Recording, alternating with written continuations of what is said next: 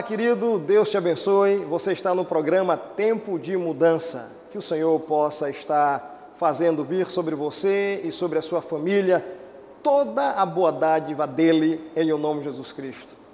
Nós estamos ministrando durante estes programas sobre o livro de Tiago. E a esta série eu chamo O Segredo de uma Vida de Sucesso. Quer andar de forma que agrade a Deus?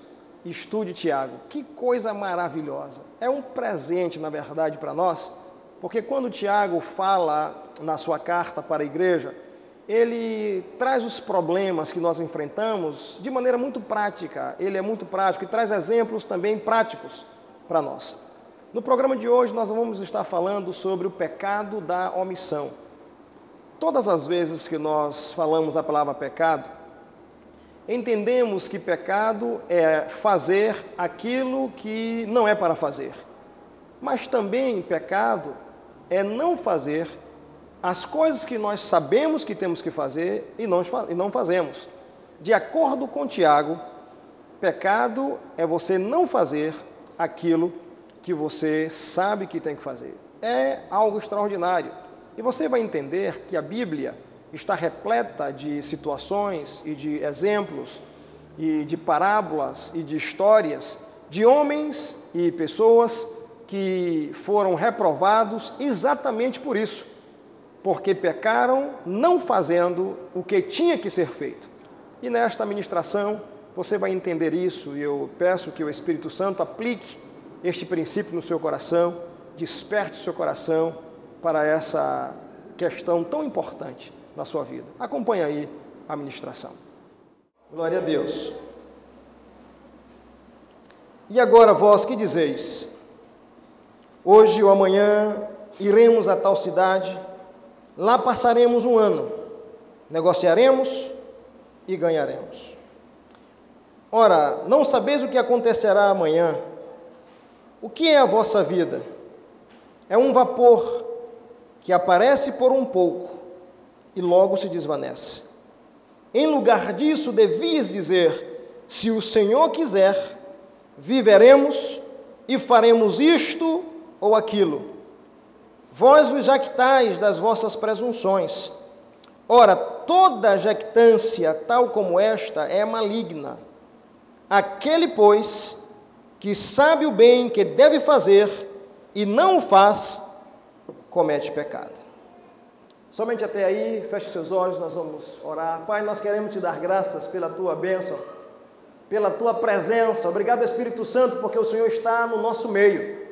Pedimos a tua bênção, que o Senhor nos abençoe com o entendimento da tua palavra e nos ajuda a assimilar e a guardar no nosso coração o que tu queres nos ensinar, em nome de Jesus Cristo. Amém. Muito obrigado, filhos. Podem tomar assento.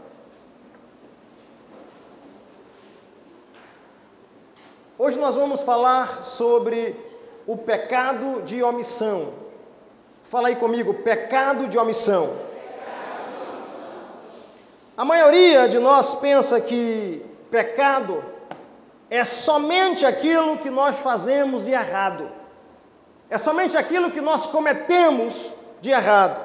E aí nós temos uma lista muito grande de coisas erradas e até às vezes nós nos policiamos para não cometer, para não fazer aquilo que nós entendemos e que está na nossa lista, que sabemos que é pecado. E entre elas aí está lá mentir, roubar, matar, cometer adultério, levantar falso testemunho. E a ideia que nós temos é que se não fizermos estas coisas, se não cometermos estas coisas, nós estamos certos. Mas eu quero que você preste atenção ao que o Espírito Santo diz através de Tiago. Está registrado no versículo 17. Aquele, pois, que sabe o bem que deve fazer e não o faz, comete pecado. Aqui está o pecado por não fazer aquilo que nós deveríamos fazer. O pecado que Tiago fala é aquele que nós sabemos que temos que fazer algo e não o fazemos. Os puritanos classificam todos os pecados em duas categorias. Primeira, o pecado de comissão. Pecado de comissão é quando nós fazemos as coisas que nós não deveríamos fazer. E a segunda categoria é o pecado da omissão, quando nós não fazemos o que deveríamos fazer. Quando você faz o que não tinha que fazer, é o pecado de comissão. Você cometeu algo que não era para fazer. E o pecado de omissão é exatamente o contrário. É quando você não faz aquilo que você sabe que tinha que fazer. Queridos, todos os pecados ocorrem por causa do pecado de omissão. Todos os pecados acontecem porque você não faz aquilo que você deveria fazer. E o maior pecado, queridos, é exatamente esse, é não fazer o que tem que ser feito. Mas vamos entrar no texto e vamos perceber pelo contexto que Tiago está falando, para que você entenda. E está nos versículos 13 a 17, eu vou repetir esse texto para que você absorva e entenda essa história que Tiago conta, para que você absorva este princípio. E agora vós que dizeis, hoje ou amanhã iremos a tal cidade, lá passaremos um ano, negociaremos e ganharemos. Ora, não sabeis o que acontecerá amanhã? O que é a vossa vida? É um vapor. Presta atenção, porque isso é sério. Ele diz que a vida é um vapor. Fala aí para quem está ao seu lado. A vida é como um vapor. O que é a vida? É um vapor que aparece por um pouco e logo se desvanece. Em lugar disso, devias dizer, se o Senhor quiser, viveremos e faremos isto ou aquilo. Vós vos jactais dessas vossas presunções. Ora, toda jactância, tal como esta, é maligna. Aí ele termina dizendo, aquele, pois, que sabe o bem que deve fazer e não o faz, comete pecado. Eu vou falar com você sobre 3 coisas sobre o pecado de omissão. Primeira coisa, o pecado de omissão é um pecado enganoso. Fala aí para quem está do seu lado, o pecado de omissão é enganoso.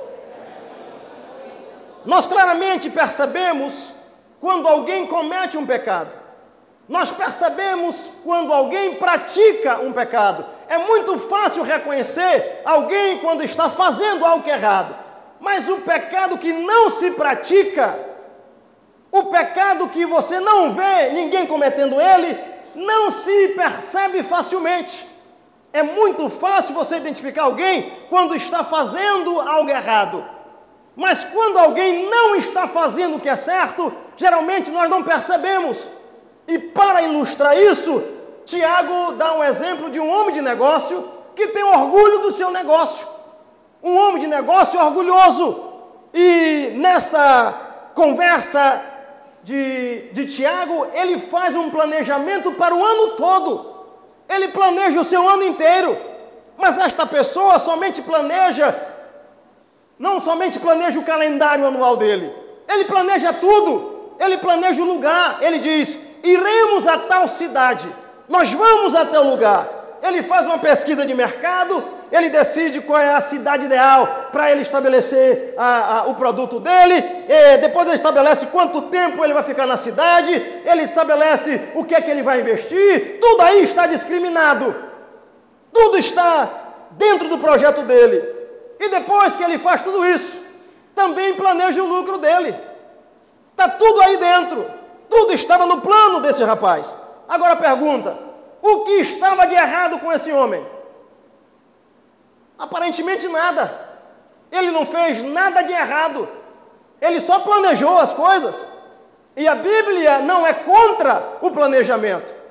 A Bíblia não é contra o planejamento. A Bíblia não é contra a consideração minuciosa.